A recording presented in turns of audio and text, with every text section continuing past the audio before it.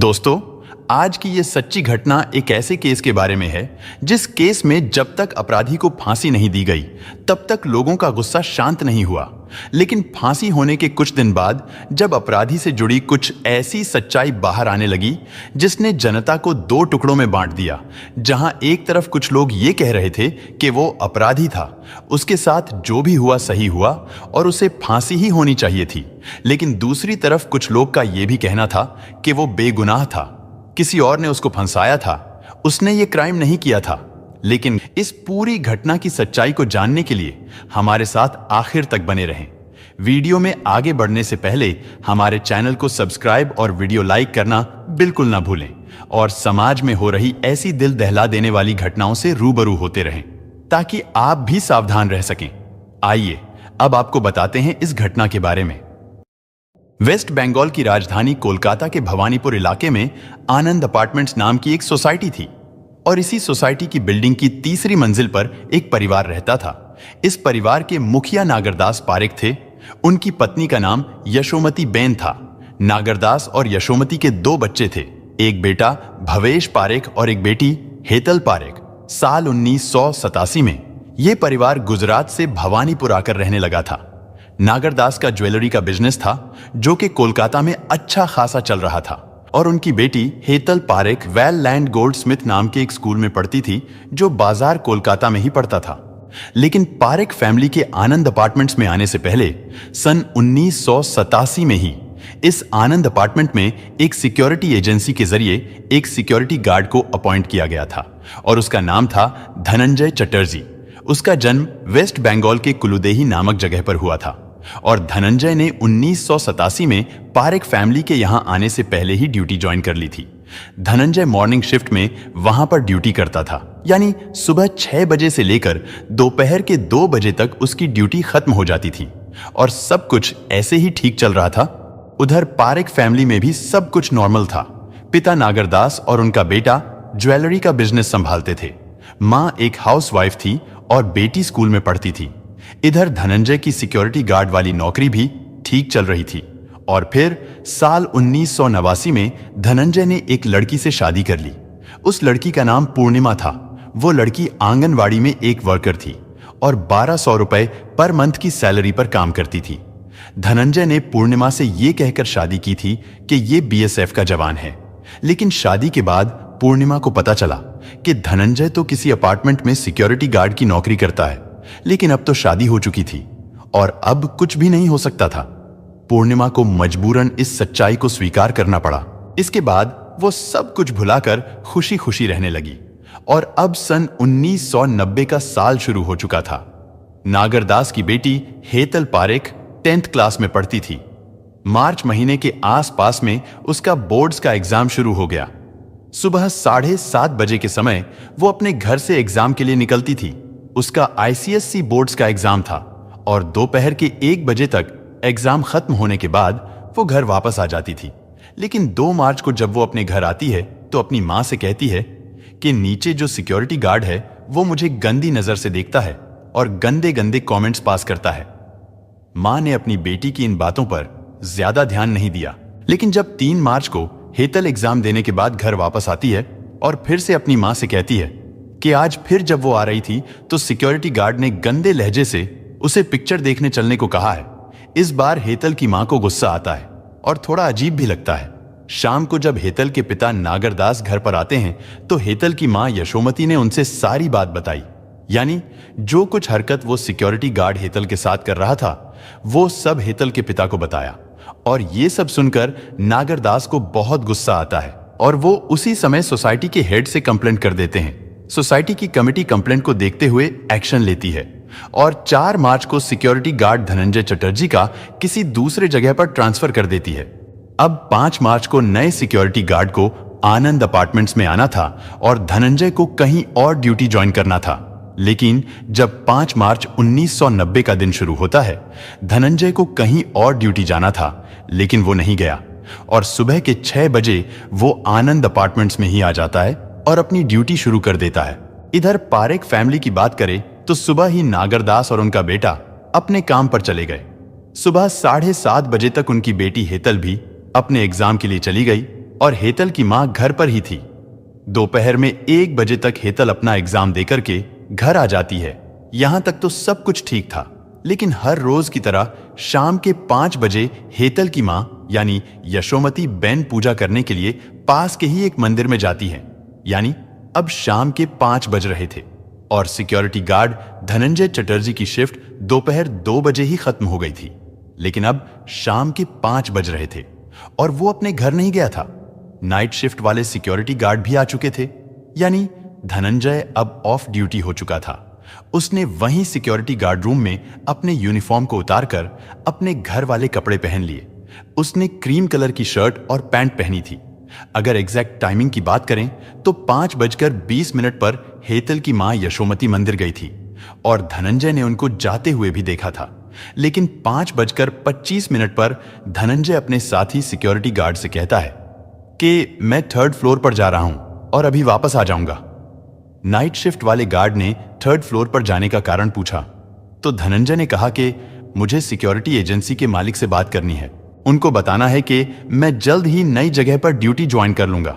इसके बाद धनंजय लिफ्ट से 3rd फ्लोर पर चला जाता है और हेतल पारेख का घर भी इसी 3rd फ्लोर पर ही था, क्योंकि यह सन 1990 की घटना है और उन दिनों हर किसी के पास टेलीफोन नहीं हुआ करता था।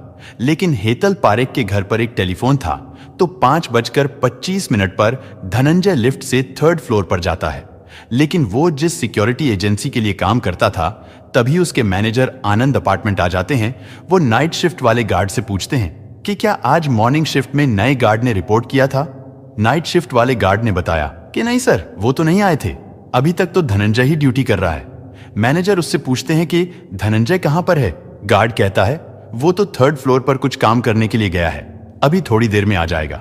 मैनेजर उसको बुलाने के लिए कहते हैं। फिर गार्ड बिल्डिंग के बाहर आता है और नीचे से धनंजय को आवाज लगाता है, तो धनंजय 3rd फ्लोर की एक खिड़की से चिल्लाकर कहता है कि ठीक है, मैं नीचे आ रहा हूं। और धनंजय 5:45 पर लिफ्ट से नीचे आता है। मैनेजर उसको अपने पास बुलाते हैं और उसके कंधे पर हाथ रखकर बाहर जाते हुए उससे कहते हैं। मैनेजर धनंजय से पूछते हैं कि तुमको तो कहीं और रिपोर्ट करना था, तुम वहां क्यों नहीं गए। धनंजय कहता है कि कुछ निजी कारणों के चलते मैं वहां नहीं जा पाया, लेकिन आप चिंता मत करिए, मैं कुछ ही दिनों में ड्यूटी ज्वाइन कर लूंगा। उनके बीच थोड़ी और बातचीत होती है। फिर मैनेजर वहां से चले जाते हैं और 5:50 के आसपास हेतल पारेख की मां मंदिर से अपने घर आनंद अपार्टमेंट आती है।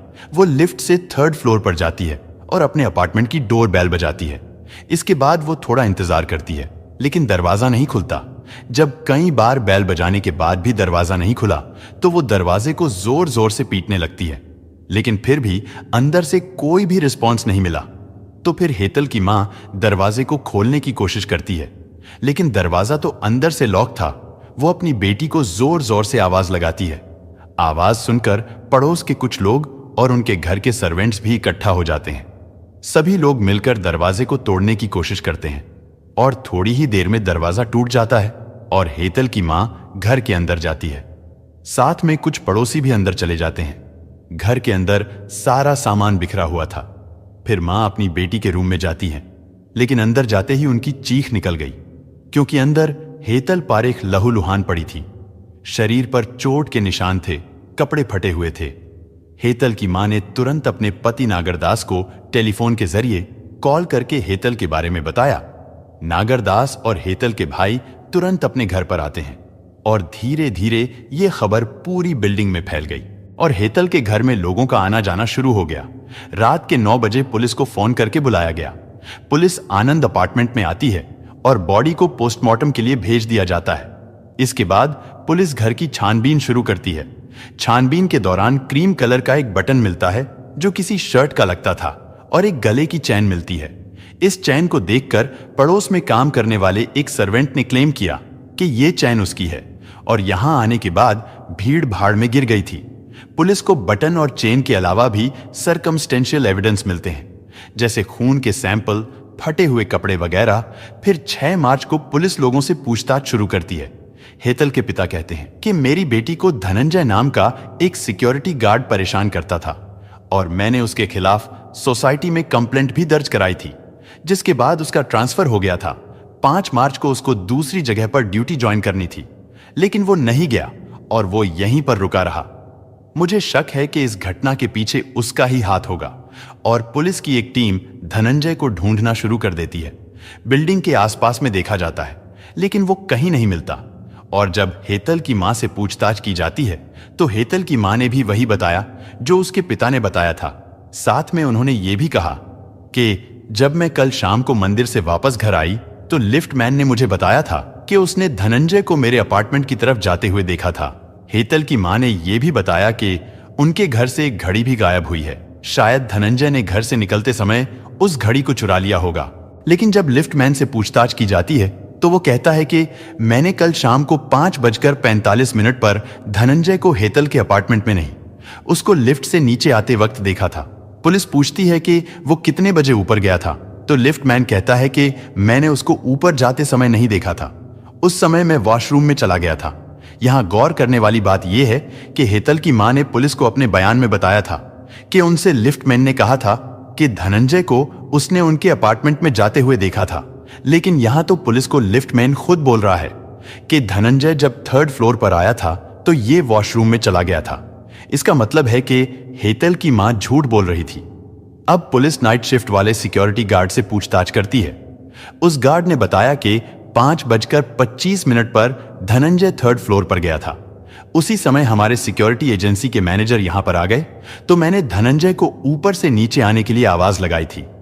उस समय करीब 5:45 हो रहे थे और धनंजय तुरंत नीचे आ गया था।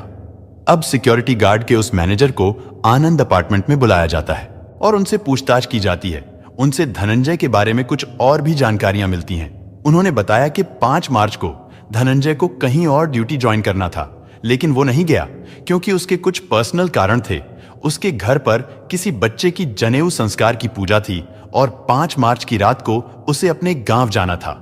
उसने सुबह ही अपना बैग पैक करके रख लिया था और वो अपने बैग को लेकर अपनी ड्यूटी पर आ गया था। उसका प्लान ये था कि वो यहीं से कपड़े बदलकर सीधा अपने गांव के लिए निकल जाएगा। लेकिन गांव जाने में अभी थोड़ा समय था तो कुछ घंटे वो बिल्डिंग में ही रुक गया था। फिर वो किसी थिएटर में फिल्म देखने के लिए चला गया। उसके बाद वो अपने गांव के लिए निकल गया। इधर हेतल के पोस्टमार्टम की रिपोर्ट आ गई थी जिसमें यह पता चला कि हेतल के शरीर पर चाकू के निशान थे। लेकिन इन सबसे पहले हेतल का गला घोंटा गया था। डॉक्टर को सेक्सुअल इंटरकोर्स का यानी शारीरिक संबंध बनाए जाने का भी निशान मिला। चाकू के निशान के अलावा भी कई और इंजरीज थी और कहां-कहां पर चाकू के निशान थे ये आप इस इमेज में भी देख सकते हैं। 5 मार्च को यह घटना घटी थी और 12 मई को यानी 2 महीनों के बाद पुलिस धनंजय को उसके गांव में जाकर अरेस्ट कर लेती है। उसके बाद उसके घर की तलाशी ली जाती है। घर की तलाशी में पुलिस को वो कपड़ा भी मिल जाता है जिसे धनंजय ने वारदात वाले दिन पहना था और वो घड़ी भी मिल गई थी जो उसने पारेख फैमिली के घर से चोरी की थी। अब आपके दिमाग में ये कहानी घूमनी शुरू हो गई होगी कि धनंजय 3rd फ्लोर पर आया होगा, उसने हेतल को मारा होगा और जब उसके कपड़ों पर खून के छींटे आए होंगे तो उसने कपड़े बदल लिए होंगे क्योंकि वो अपने कपड़ों का बैग साथ लेकर आया था। इसके बाद उसने घड़ी चोरी की होगी और फिर ये सब करने के बाद धनंजय नीचे आ गया होगा। यही कहानी उस समय भी लोगों की जबान पर थी और यही कहानी मीडिया में चल रही थी और सबको यही लगने लगा था कि धनंजय ने पहले तो हेतल के साथ रेप किया होगा और फिर उसकी हत्या कर दी।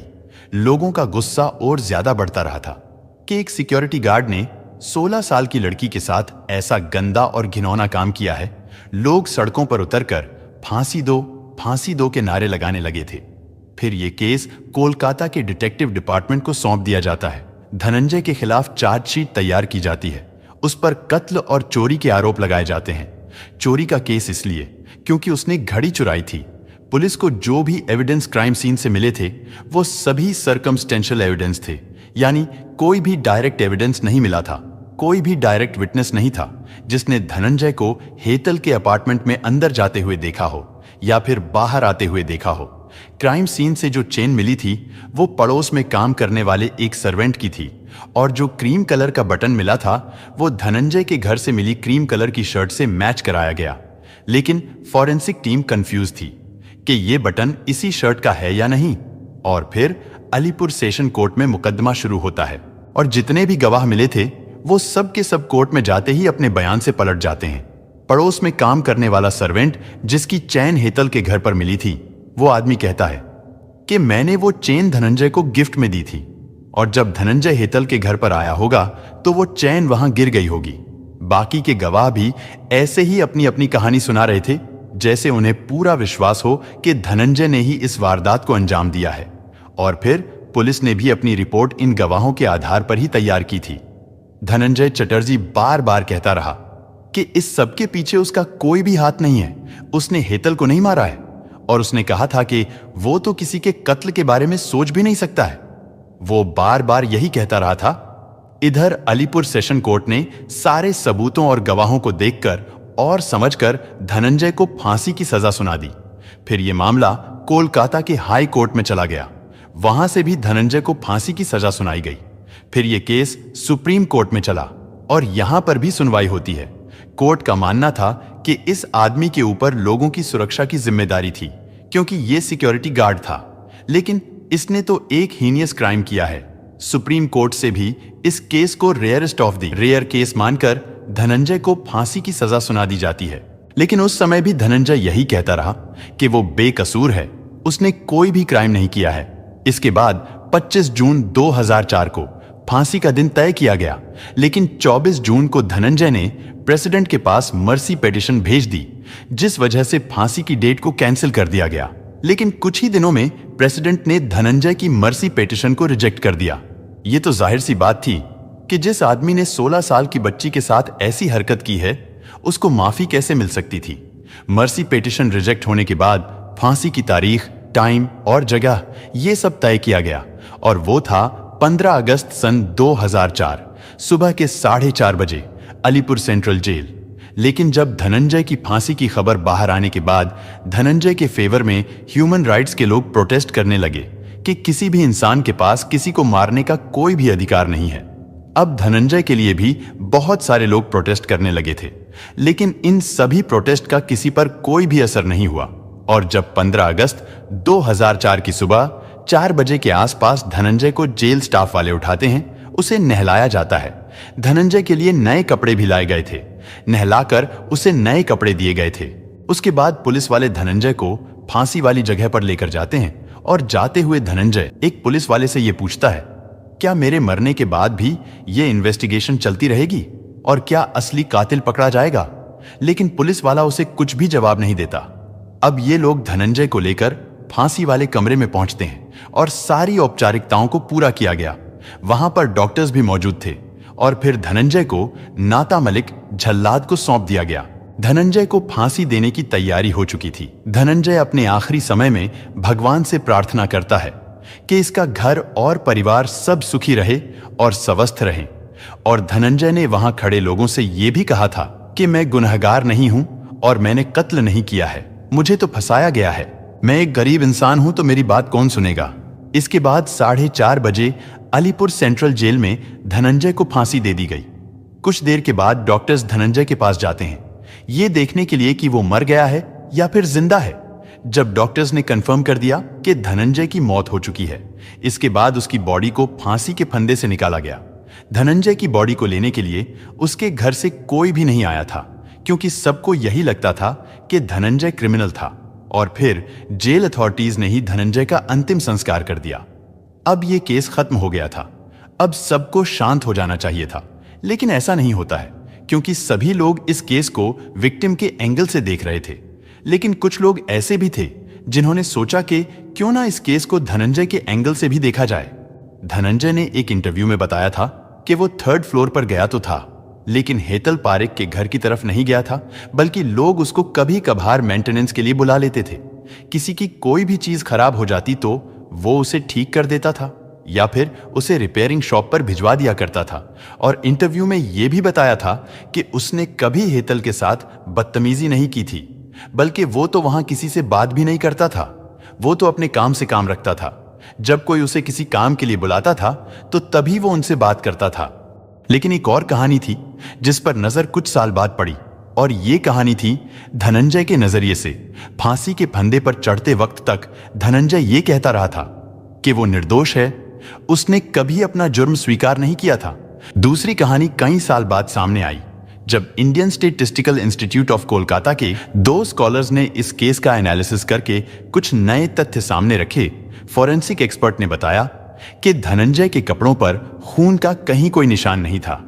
इस मामले में उंगलियों के निशान महत्वपूर्ण सुराग हो सकते थे, लेकिन पुलिस को घटनास्थल से या हेतल के शरीर से धनंजय के कोई निशान या कोई फिंगरप्रिंट्स भी नहीं मिले थे। हेतल के शरीर पर चाकू के 21 निशान थे, लेकिन वो चाकू भी कभी कोर्ट में पेश नहीं किया गया। और अगर बात करते हैं गवाहों की, तो पहला गवाह एक दूसरा गार्ड था जिसने दावा किया था कि 5:45 पर उसने धनंजय को आवाज दी थी और उसने वहां से नीचे झांक के देखा था। एक और व्यक्ति था, एक लिफ्टमैन, जिसने पहले इस बात पर हामी भरी थी, लेकिन बाद में वो अपने बयान से पलटा। उसने बताया कि उसने धनंजय को 5:45 पर नीचे आते देखा था, लेकिन ऊपर जाते हुए नहीं देखा। दोनों गवाहों की बातें आपस में मेल नहीं खा रही थी। दूसरा गार्ड कह रहा था कि जब उसने धनंजय को आवाज दी तो उसने तीसरे माले से नीचे देखा था, जबकि हर माले पर लोहे की ग्रिल लगी हुई थी, यानी फैंस थी। यानी अगर वहां से कोई नीचे झांके तो नीचे वाला आदमी उसे देख नहीं सकता था। हेतल की मां और सिक्योरिटी गार्ड के अनुसार हेतल की मां 5:20 पर मंदिर के लिए निकली थी, जबकि लिफ्टमैन ने बताया कि तब समय 4:10 हो रहा था। और ये कि जब गवाहों के अनुसार धनंजय 5:25 पर बिल्डिंग में हेतल वाले फ्लोर पर गया और 5:45 पर बाहर भी आ गया। यानी इस पूरे कांड को अंजाम देने के लिए धनंजय के पास सिर्फ 20 मिनट थे, और इस बीच उसने अपना नाम पुकारा जाने पर बाहर निकलकर नीचे झांककर जवाब भी दिया था। और धनंजय के घर से बरामद हुई घड़ी को लेकर भी कई सवाल उठाए गए, क्योंकि उस दिन अपार्टमेंट में और कई चीजें थीं, लेकिन सिर्फ घड़ी ही गायब हुई। और जांच में चोरी हुई घड़ी और धनंजय के पास से बरामद हुई घड़ी के सीरियल नंबर भी मैच नहीं हुए थे। और फॉरेंसिक एविडेंस के अनुसार हेतल के अंडरगारमेंट्स में वीर्य के निशान पाए गए, लेकिन कोई भी डीएनए टेस्ट नहीं करवाया गया। घटनास्थल से मिले खून के निशान भी धनंजय के खून से मैच नहीं करते थे। पोस्टमार्टम रिपोर्ट में सेक्सुअल इंटरकोर्स की बात थी, लेकिन रेप किए जाने या जबरदस्ती की कोई बात मेंशन नहीं थी। एक सवाल यह भी था कि अगर हेतल ने धनंजय द्वारा छेड़े जाने की शिकायत की थी तो हेतल ने उसे अंदर क्यों घुसने दिया। जब हेतल की मां घर पहुंचती है तो दरवाजा अंदर से बंद था। बाहर निकलकर धनंजय दरवाजा अंदर से कैसे बंद कर सकता था? और हेतल तो मर चुकी थी, उसने दरवाजा कैसे लगाया होगा? एक बात यह भी पता चली थी कि जिस गार्ड ने धनंजय के खिलाफ गवाही दी थी, धनंजय ने खुद उसके खिलाफ अपने सुपरवाइजर से कंप्लेंट की हुई थी। कॉन्फ्लिक्ट ऑफ इंटरेस्ट पर भी अदालत में ध्यान नहीं दिया गया। ऑफिशियल कहानी के अनुसार हेतल की मौत के बाद उसकी मां उसे डॉक्टर के पास लेकर गई, जबकि वो पहले ही मर चुकी थी। पुलिस को इसके बारे में 3 घंटे बाद क्यों बताया गया? सुनवाई के बाद हेतल की मां ने शहर क्यों छोड़ दिया और कई बार वो ट्रायल में भी नहीं आई? और फिर जल्दी ही हेतल के पिता और भाई ने भी शहर छोड़ दिया। धनंजय के खिलाफ जिस शिकायत की बात की गई थी, उसकी कॉपी कभी कोर्ट में पेश नहीं हुई। सबूतों की जिस लिस्ट को अदालत में पेश किया गया, उस पर किसी चाय वाले के हस्ताक्षर थे। इन सब दलीलों को सुनकर भी कुछ लोग धनंजय को मिली फांसी की सजा से सहमत हो सकते हैं, जो गलत नहीं है। बिल्कुल संभव है कि इस मामले में दोषी धनंजय था, लेकिन एक बात समझना जरूरी है, और वो बात यह है कि न्याय इंसान का बनाया हुआ कॉन्सेप्ट है। यानी कुछ गलत हो तो उसकी सजा मिलनी चाहिए, लेकिन झूठ भी इंसान का बनाया कॉन्सेप्ट है। इसलिए किसी के कह देने भर से कोई दोषी नहीं होता। इसलिए सजा देने और न्याय दिलाने के लिए कानून बनाया गया है, जिसका पालन अगर सावधानी से ना किया जाए तो किसी गुनहगार को छूट मिल सकती है और किसी बेगुनाह को फांसी।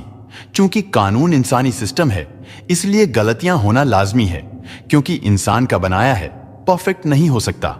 और यही समझकर नीति निर्माताओं ने कानून में इस बात का भी ध्यान रखा। इसलिए कानून का मूल भाव ये माना गया कि गलती से गुनहगार छोड़े जाएं तो ये फिर भी स्वीकार्य होगा, लेकिन गलती से किसी बेगुनाह को सजा हो जाए ये कतई स्वीकार्य नहीं।